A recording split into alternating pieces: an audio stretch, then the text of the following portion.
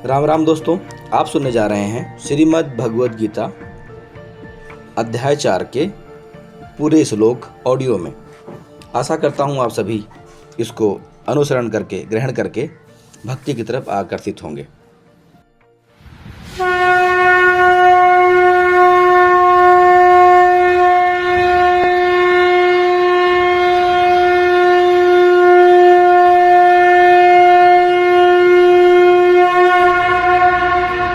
अब अर्जुन, इस प्रकार परंपरा से प्राप्त इस योग को राज ऋषियों ने जाना, किंतु इसके बाद वह योग बहुत काल से इस पृथ्वी लोक में विलुप्त हो गया।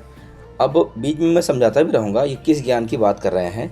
ये गुरु परंपरागत मोक्ष प्राप्ति के लिए परमपिता परमात्मा की जानकारी और जो काल ब्रह्म अर्थात जो इस सृष्टि का नियंत्रण कर रहे हैं अपने बारे में बता रहे हैं कि इन्होंने भगवान वाला जो इनके पिता का जो ज्ञान है उन्होंने अपने वंशजों को किस प्रकार से दिया था। और जिस समय, क्योंकि अज्ञान से ही युद्ध होते हैं, झगड़े होते हैं, जिस समय पांडवों और कौरवों की युद्ध की नीति चल रही थी उस समय ज्ञान कुछ हद तक लुप्त हो चुका था। लोग गीता और वेद को उतना श्रेय नहीं दे रहे, जैसे आज नहीं दे रहे हैं वैसे तब भी नहीं दे रहे थे। पर आज तो फिर भी हम बुद्धिमान बहुत हैं, उस समय बुद्धि ही नहीं थी लोगों में, अहंकार के अलावा, क्योंकि पुण्य बहुत थे और लोग धनी बहुत थे। आगे कंटिन्यू करते हैं। अध्याय 4 का श्लोक 3।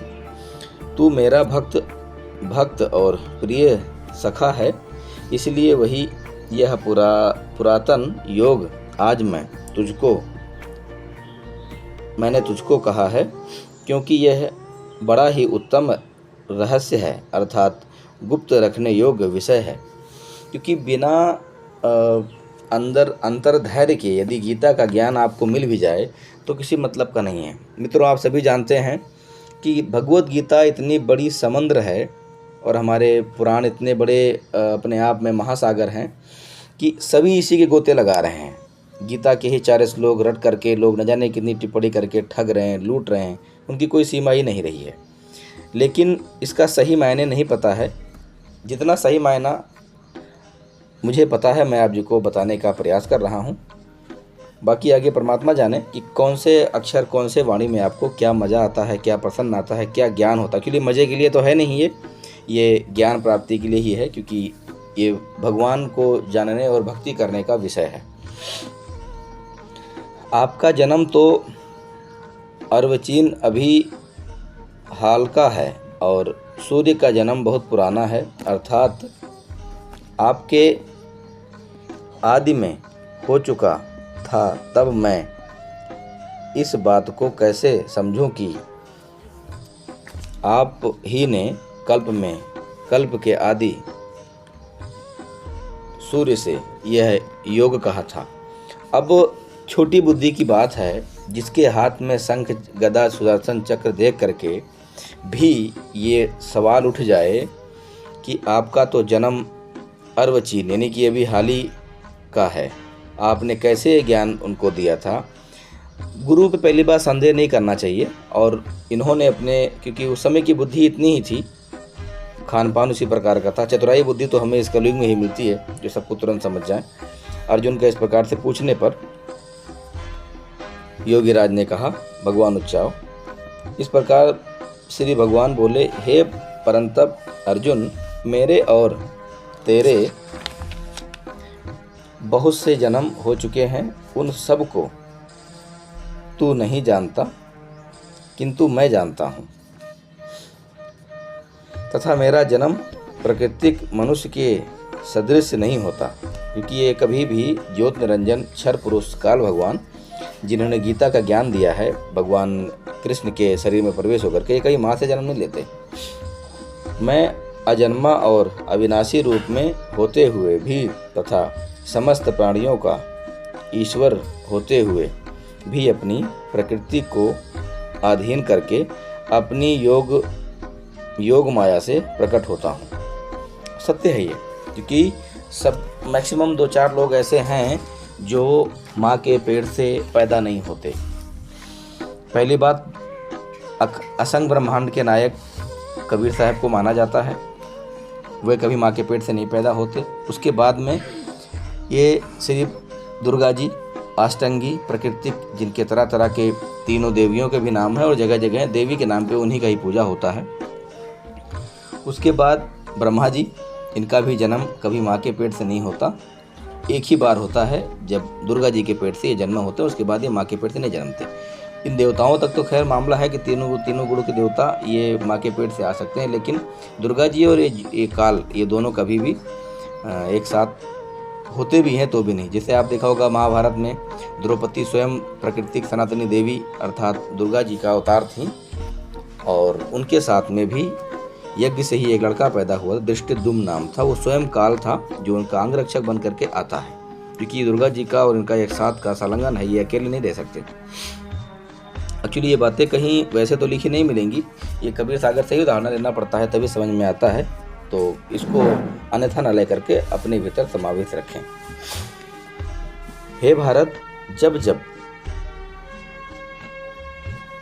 धर्म की हानि और अधर्म की वृद्धि होती है, तब तब ही मैं अपने रूप को रचता हूँ, अर्थात साकार रूप से लोगों के सम्मुख प्रकट होता हूँ। क्योंकि साधु पुरुषों का उद्धार करने के लिए, पाप कर्म करने वालों का विनाश करने के लिए और धर्म की अच्छी तरह से स्थापना करने के लिए मैं युग युग में प्रकट होता रहता हूँ। इसलिए हे अर्जुन, मेरे जन्म और कर्म दिव्य अर्थात निर्मल हैं, निर्मल और अलौकिक हैं। इस प्रकार जो मनुष्य तत्व से जान लेता है, वह शरीर को त्याग कर फिर जन्म को प्राप्त नहीं होता, क्योंकि मुझे ही प्राप्त होता है। क्योंकि जिस प्रकार से व्यवस्था बनी है ओम नाम जपने की, तो उस प्रकार से तो काल को ही प्राप्त होगा इंसान, ऐसा मेरे गुरु जी ने बताया है और ये सत्य भी है। जिनके राग, भय और क्रोध सर्वथा नष्ट हो गए थे और जो मुझे अनन्य प्रेम पूर्वक स्थित रहते थे, ऐसे मेरे अविसरत रहने वाले बहुत से भक्त उपयुक्त ज्ञान रूप तप से पवित्र होकर मेरे स्वरूप को प्राप्त हो चुके हैं। क्योंकि हे अर्जुन, जो भक्त मुझे जिस प्रकार भजते हैं, मैं भी उनको उसी प्रकार भजता हूँ, क्योंकि सभी मनुष्य सब प्रकार से मेरे ही मार्ग का अनुसरण करते हैं।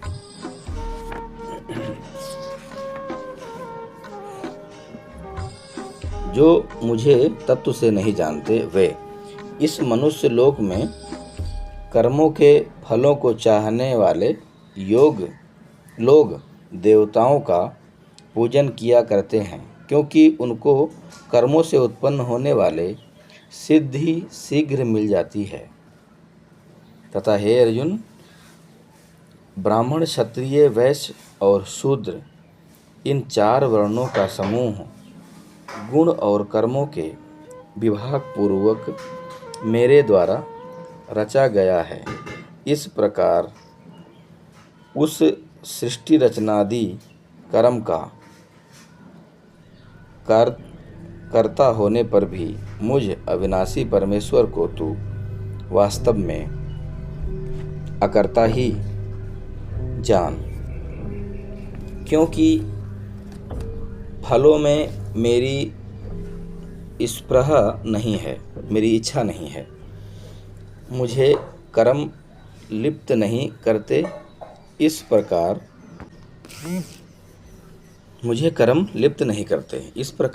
जो मुझे तत्व से जानते हैं, वह भी कर्मों से नहीं बंधता। पूर्व काल के मुमुक्षुओं ने भी इस प्रकार जाकर ही कर्म किए हैं, इसलिए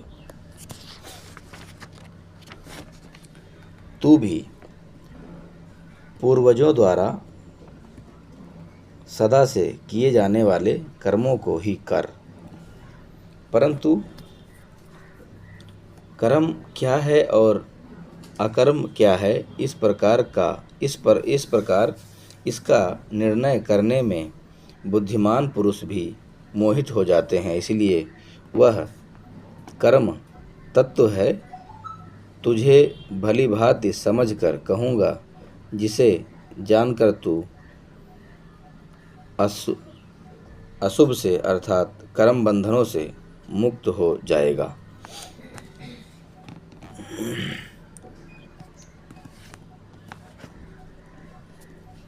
कर्म का स्वरूप भी जानना चाहिए और अकर्म का स्वरूप भी जानना चाहिए तथा विकर्म स्वरूप भी जानना चाहिए, क्योंकि कर्म की गति गहन है। जो मनुष्य कर्म में अकर्म देखता है और जो अकर्म में कर्म देखता है, वह मनुष्यों में बुद्धिमान है। वह योगी समस्त कर्मों को करने वाला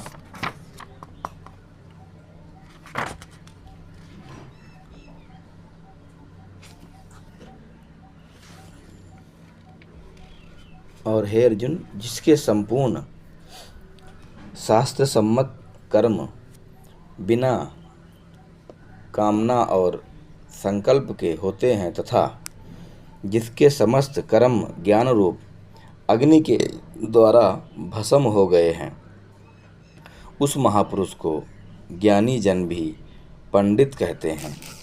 अब पंडित की परिभाषा तो भगवत गीता बता रही है हमारी कि इस प्रकार से पंडित होते हैं, और आज के पंडित आप देख लो, स्वयं साक्षी हैं। और हे अर्जुन, और जो पुरुष समस्त कर्मों में और उनके फल में आसक्ति का सर्वथा त्याग करके संसार के आश्रय रहित हो गया है और परमात्मा में नित्य तृप्त है, वह कर्मों में भलीभांति बरतता हुआ भी वास्तव में कुछ भी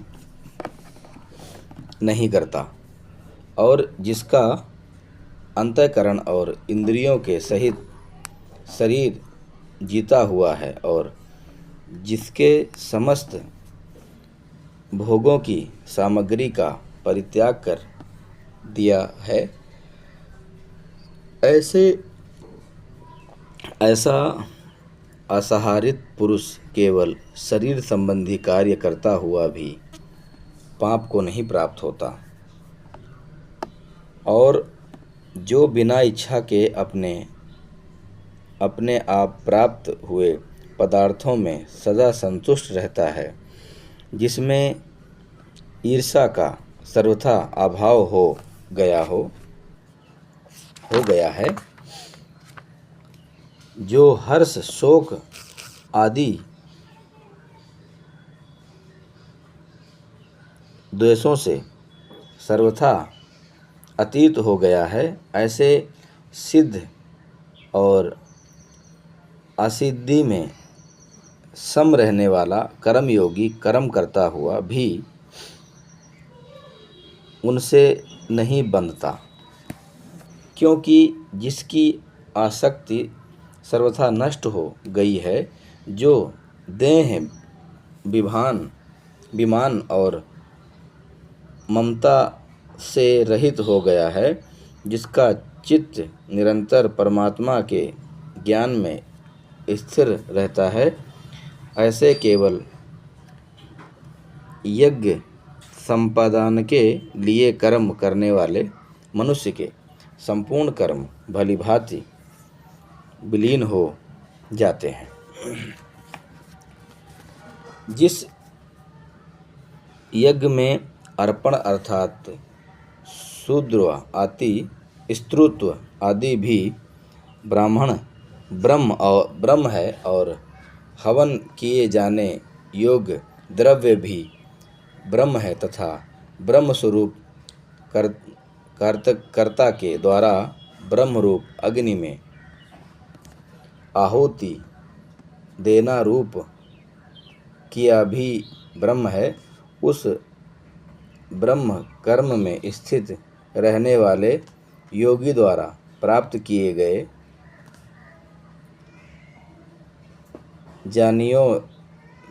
जाने योग्य फल भी ब्रह्म ही है, और दूसरे योगीजन देवताओं के पूजन रूप यज्ञ का भी भलीभांति अनुष्ठान किया करते हैं।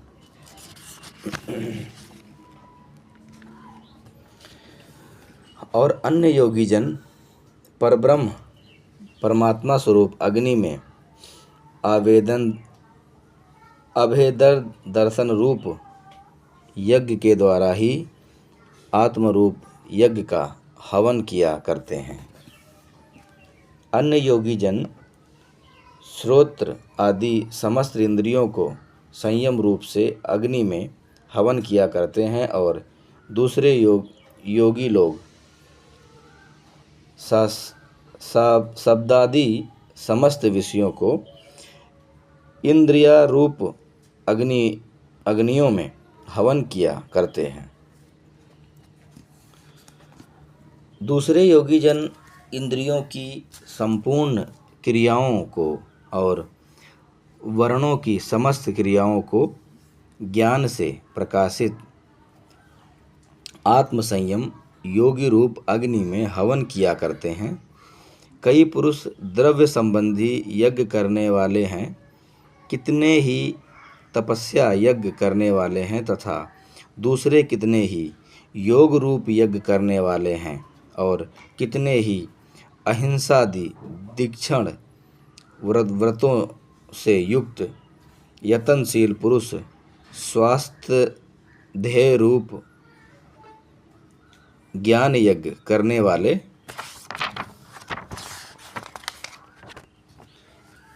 और दूसरे कितने योगी जन आपन वायु में प्राणवायु को हवन करते हैं, वैसे ही अन्य योगी जन प्राणवायु में अपान वायु को हवन करते हैं, तथा अन्य कितने ही नियमित आहार करने वाले प्राणायाम परायण पुरुष प्राण और अपान की गति को रोककर प्राणों को प्राणों में ही हवन किया करते हैं। ये सभी साधक यज्ञों द्वारा पापों का नाश कर देने वाले और यज्ञों को जानने वाले हैं। हे श्रेष्ठ अर्जुन, यज्ञ से बचे हुए अमृत का अनुभव करने वाले योगी जन सनातन परब्रह्म परमात्मा को प्राप्त होते हैं, और यज्ञ न करने वाले पुरुषों के लिए तो यह मनुष्य लोक भी सुखदायक नहीं है, फिर परलोक कैसे सुखदायक हो सकता है? क्योंकि यहाँ पर हम जब राग द्वेष कलेश बना करके रखे हुए हैं, तो परलोक में भी वही करेंगे, क्योंकि यहाँ पर त्याग के सब कुछ जाना ही गुरु सिखाता है, और गुरु दीक्षा हम ले लिए बिना ही सब भक्ति कर रहे हैं। ये धरती पर इस समय भी देखा जाए तो 90% लोग हैं जो कोरे अज्ञान हैं, उनको कुछ ज्ञान से मतलब नहीं है। इसलिए इस ऑडियो मुहिम को चलाया है, क्या पता सुन करके थोड़ी बहुत समाज में योगदान हो जाए और भगवान को जानने वाले थोड़ा सा आगे आ जाएं। इस प्रकार और भी बहुत तरह के यज्ञ वेद की वाणी में विस्तार से कहे गए हैं। वेद वाणी माने परमात्मा की वाणी में, और वेदों में तो ज्ञान की लिखी ही है। उन सबको तू इन इंद्रियों और शारीरिक क्रिया द्वारा संपन्न होने वाले जान। इस प्रकार तत्व से जानकर उनके अनुष्ठान द्वारा तू कर्म बंधन से सर्वथा मुक्त हो जाएगा। हे परंतप अर्जुन, द्रव्यमय यज्ञ की अपेक्षा ज्ञान यज्ञ अत्यंत श्रेष्ठ है, तथा यावन्य मंत्र संपूर्ण कर्म जानने में समाप्त हो जाते हैं। उस ज्ञान को तू तत्वदर्शी ज्ञानियों के पास जाकर समझ। उनको भली भांति दंडवत प्रणाम करने से, उनकी सेवा करने से और कपट छोड़कर सरलतापूर्वक प्रश्न करने से वे परमात्म तत्व को भली भांति जानने वाले ज्ञानी महात्मा तुझे तत्व ज्ञान का उपदेश करेंगे। ये उस पूर्ण परमात्मा के बारे में है जो बिना गुरु बनाए संभव नहीं हो सकता। और वर्तमान में प्रेजेंट टाइम गुरु एक ही है जो गरीबदास पंथ से चली परंपरा संत रामपाल जी महाराज चला रहे हैं, वही विश्व के गुरु हैं, दूसरा और कोई नहीं है। ये कहने में मुझे कोई संकोच नहीं है। जिनको जानकर फिर तू इस प्रकार मोह को नहीं प्राप्त होगा, तथा हे अर्जुन, जिस ज्ञान के द्वारा संपूर्ण भूतों को निःद्वेष भाव से पहले अपने में और पीछे मुझ सच्चिदानंद घन ब्रह्म परमात्मा में देखेगा, यदि तू अन्य सब पापियों से भी अधिक पाप करने वाला है तो भी तू ज्ञान रूप नौका द्वारा निसंदेह संपूर्ण पाप समुद्र से भली भांति तर जाएगा।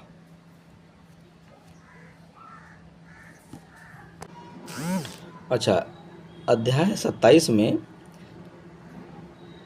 एक गीता अध्याय 6 श्लोक 29 में देखना चाहिए, 2 गीता अध्याय 6 श्लोक 30 में देखना चाहिए, क्योंकि ये ज्ञान जो प्रतिवाइज दे रखा है, प्रतिवाइज ज्ञान में थोड़ा सा आगे पीछे पढ़ने में ही समझ आती है। हे अर्जुन, जैसे प्रज्वलित अग्नि ईंधन को भस्मय कर देता है, वैसे ही ज्ञान रूप अग्नि संपूर्ण कर्मों को भस्म कर देता है। अज्ञान बढ़ा रहेगा तो आप ज्ञान समझ नहीं पाओगे। अगर आप ज्ञान के नौका में हो, ज्ञान आपके दृढ़ है, ज्ञान देगा गुरु, और गुरु से दूर है तो जाहिर सी बात है समस्या होनी स्वाभाविक है। इस संसार में ज्ञान के समान पवित्र करने वाला, यज्ञ के समान पवित्र करने वाला निसंदेह कुछ भी नहीं है। उस ज्ञान को कितने ही काल से कर्म योग के द्वारा शुद्धांत करण हुआ मनुष्य अपने आप ही आत्मा में पा लेता है। और हे अर्जुन, जितेंद्रिय साधन परायण और श्रद्धावान मनुष्य ज्ञान को प्राप्त होते हैं तथा ज्ञान को प्राप्त होकर वह बिना विलंब के तत्काल ही भाव स्वरूप भावत्व प्राप्ति रूप परम शांति को प्राप्त हो जाते हैं। और हे अर्जुन, विवेकहीन और श्रद्धाहीन संयुक्त मनुष्य परमार्थ से अवश्य भ्रष्ट हो जाता है। ऐसे संयुक्त मनुष्य के लिए ना यह लोक है और ना परलोक है, ना सुख ही है। और हे धनंजय, जिसने कर्मयोग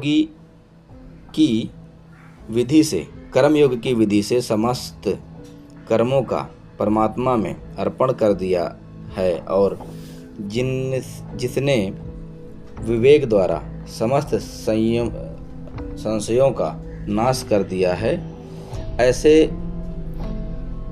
वश में किए हुए अंतःकरण वाले पुरुष को कर्म नहीं बांधते। इसलिए हे भरतवंशी अर्जुन, तू हृदय में स्थित इस अज्ञान जनित अपने संशय का विवेक ज्ञान रूप तलवार द्वारा छेदन करके समस्त रूप कर्मों में स्थित हो जा और युद्ध के लिए खड़ा हो जा। यहाँ पर अध्याय 4 का श्लोक 42 समाप्त होता है। इसी के साथ अगले चैप्टर अध्याय 5 में जल्दी ही उपस्थित होंगे। तब तक के लिए सुनते रहिए, भक्ति का प्रयास करते रहिए, विश्व के शांति की प्रेरणा मन में रखिए और आगे अगली कड़ी में फिर मुलाकात होगी। तब तक के लिए धन्यवाद। राम राम।